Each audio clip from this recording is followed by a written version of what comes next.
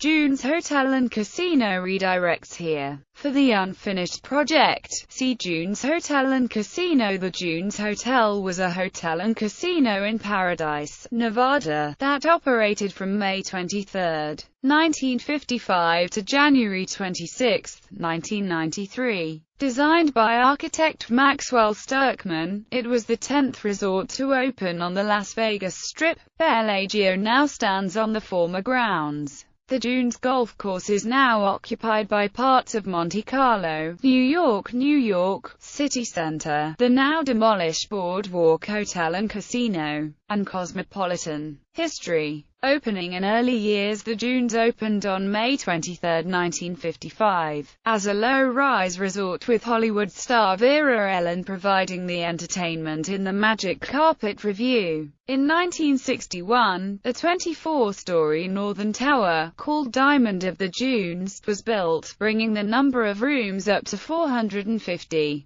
At the time, it was one of the finest and largest hotels on the Strip. The hotel was built in part with financing from movie mogul Al Gottsman and the Teamsters Pension Fund. The major investors were Joseph Sullivan, Alfred Gottsman and Bob Rice. It was designed by architect Maxwell Sturckman. The resort soon ran into financial difficulties and the casino closed after a year. The resort was purchased in 1956 by two businessmen, Major A. Riddle and Jake Gottlieb, who had dealings with the Chicago outfit. The resort boasted an 18-hole golf course, a rooftop health spa and a 90-feet-long pool. The hotel's slogan was "The Miracle in the Desert." In its early years, the Dunes was known for the 35-feet-tall fiberglass sultan that stood above its main entrance. Many top performers, such as Dean Martin, Jane Mansfield, Liberace, George Burns, Pat Cooper, Judy Garland, Violetta Villas, Phyllis Diller and Frank Sinatra, performed at the hotel. Early years. Although it opened to much fanfare, it struggled from the start.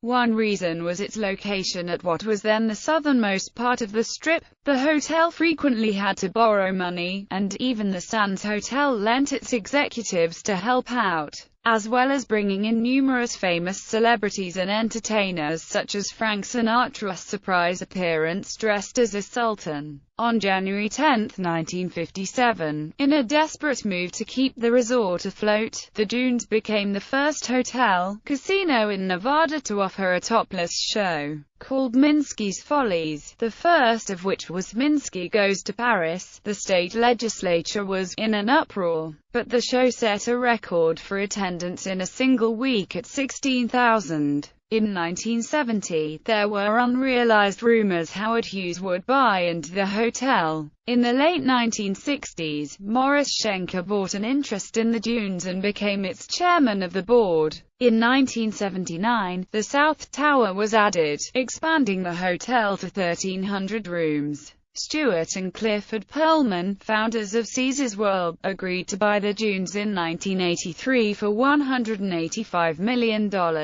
And even took over operation of the property for several months, but the sale ultimately fell through. A second casino in a separate, round building on the site opened in 1983 under the name Oasis Casino at the Dunes. In 1984, Schenker filed for bankruptcy, and soon after, Major Riddle's company also filed bankruptcy, leading to the resort's sale. The Sultan statue, by now on the golf course, caught fire in 1985, reportedly due to an electrical short. In 1987, Japanese investor Masayo Nangaku purchased the Dunes for $155 million but could not make it a financial success. Redevelopment and Legacy. On November 17, 1992, the Dunes was sold for the last time to developer Steve Wynn's company, Mirage Resorts, Inc., for $75 million.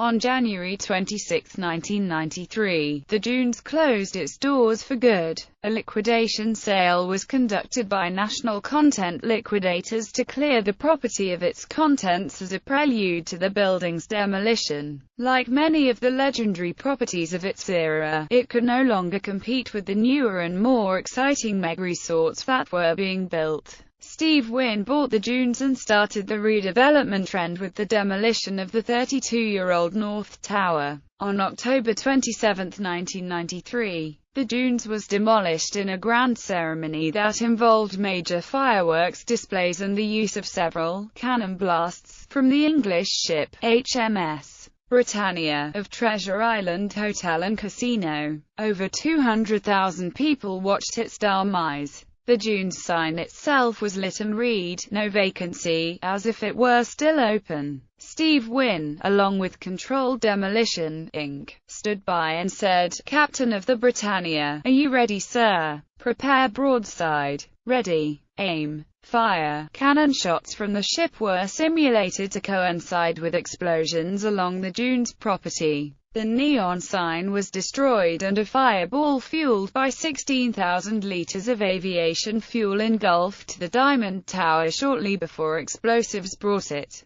down. Everything except the South Tower was destroyed, amid a shower of fireworks never before equaled west of the Mississippi. The 15-year-old South Tower was demolished 9 months later in July 1994, with no fanfare and minimal media attention. The demolition also held symbolic significance for the city. Many longtime residents knew the dunes was controlled by the mafia, having been first built with money from it and the mob-controlled pension funds of the Teamsters and pipefitters unions. The demolition signaled the end of significant mafia control and influence in Las Vegas. For many years, the hotel was owned by Major Riddle from the Chicago outfit, and later sold in part to Morris Schenker, an attorney associated with the St. Louis Mafia. Meyer Lansky, Jimmy Hoffa, and Frank Foster, owner of Athenia Alarm. Riddle and Schenker later became a target of the organized crime strike force in St. Louis. In the showroom for 2 years, Johnny Elvis Foster starred in his Elvis show For the Love of Elvis.